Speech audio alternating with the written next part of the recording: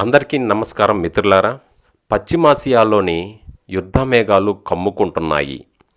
అగ్రరాజ్యమైన America, Islamic దేశమైన ఇరాన్ల మధ్య పెరుగుతున్న అతి భయంకరమైన ప్రపంచాన్ని వణికిస్తున్న యుద్ధం. ఒకవేళ ఈ రెండు దేశాల మధ్య యుద్ధం జరిగితే అది కేవలం ఆ రెండు దేశాల మధ్య సమస్య కాదు. ముఖ్యంగా మన భారత్ వంటి వర్ధమాన దేశాలపైన ఆ యుద్ధ ప్రభావం ఊహించలేనంతగా ఉంటుంది. ఇక్కడ ఇరాన్ అమెరికా యుద్ధం భారత్కు నష్టం. భారత్కు ఆర్థిక రంగంపై ఎక్కువ ప్రభావం చూపుతుంది. ముఖ్యంగా ఏమిటంటే భారత్కు అతిపెద్ద సమస్య ఏదైనా ఉంది అంటే చమురు, అంటే క్రూడ్ ఆయిల్ ధరలు. భారత్ తన చమురు అవసరాలలో 80% పైగా దిగుమతులపైనే ఆధారపడుతుంది. మరి యుద్ధం జరిగితే గల్ఫ్ ప్రాంతం నుండి సరఫరా నిలిచిపోతుంది.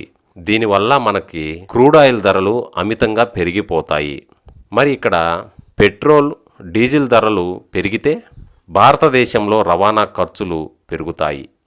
ఫలితంగా నిత్యావసర వస్తువులు, పప్పులు, కూరగాయలు ఇలాంటి సామాన్యుడికి అందనంత ఎత్తుకు చేరతాయి.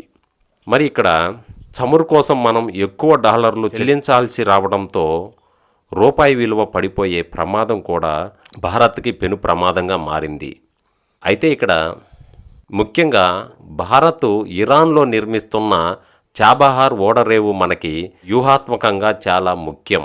దీని ద్వారా మనం పాకిస్తాన్తో సంబంధం లేకుండా ఆఫ్ఘనిస్తాన్ మధ్య ఆసియా దేశాలకు చేరుకోవచ్చు.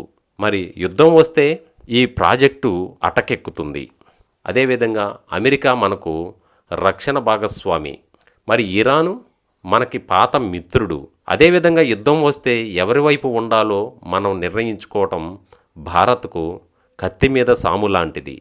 మరి ఇక్కడ గల్ఫ్ దేశాల్లో పనిచేస్తున్న భారతీయులు, వాళ్ళ పరిస్థితి ఏంటని భారతదేశం కూడా ఆలోచిస్తుంది.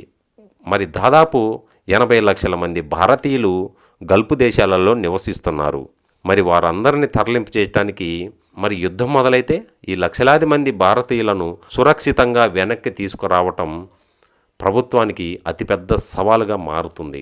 అయితే ఇక్కడ 1990లో కువైట్ యుద్ధం నాటి పరిస్థితులు కూడా గుర్తు చేసుకోవచ్చు.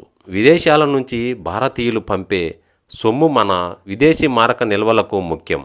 అక్కడ గందరగోళం ఏర్పడితే మన దేశానికి వచ్చే ఆ ఆదాయం మొత్తం పడిపోతుంది. మరి ఇందుకు ఎలాంటి చర్యలు తీసుకోవాలి, మరి ఎలాంటి చర్యలు జరుగుతాయో చూద్దాం. మరి ఇలాంటి క్లిష్ట సమయంలో భారత్ ఎలాంటి పాత్ర పోషిస్తుందంటే తటస్థ వైఖరి.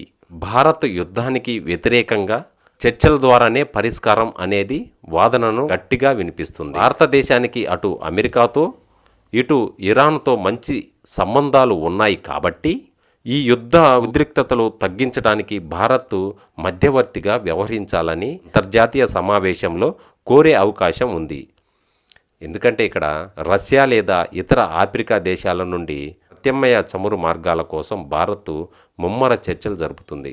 ఇరాన్ అమెరికా యుద్ధం అంటే అది కేవలం రెండు దేశాల పోరాటం కాదు, అది ప్రపంచ ఆర్థిక వ్యవస్థపై పడే పిడుగు.